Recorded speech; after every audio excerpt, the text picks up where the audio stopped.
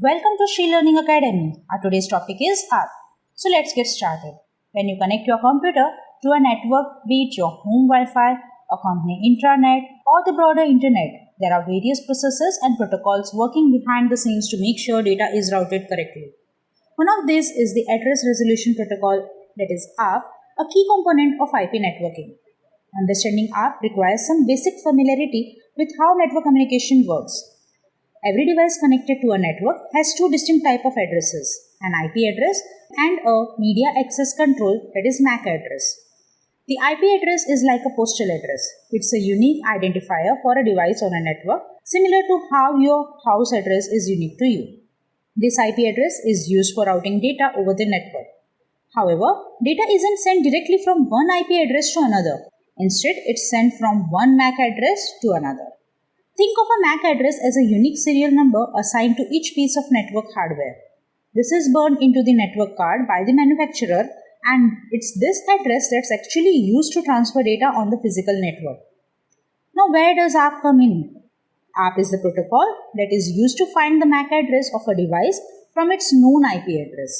Essentially, ARP is the address book of the network linking each device IP address to its MAC address. This linkage or mapping is important for two devices to communicate on a network. Imagine you are at a large convention and you have been told to find someone named Jane. You don't know what Jane looks like, but you have her phone number. You could go around asking everyone, "Are you Jane?" until you find her.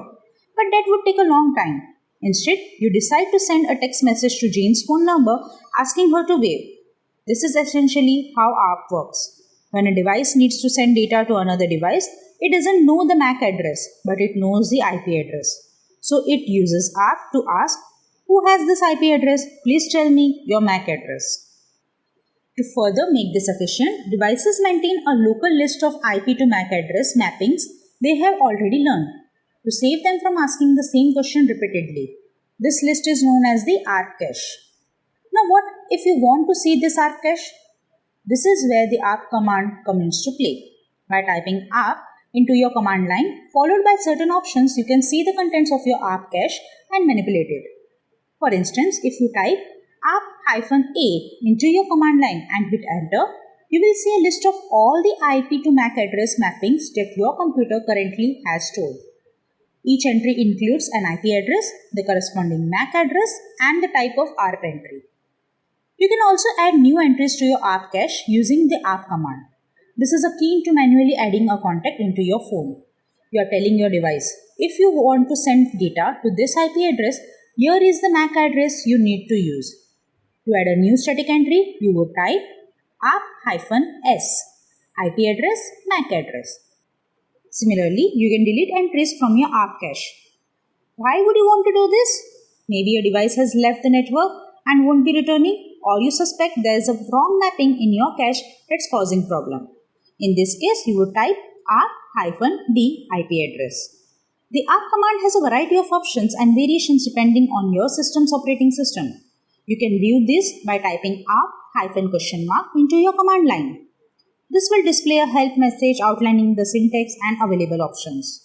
To sum up, ARP is the indispensable glue that links the IP world and the MAC world together.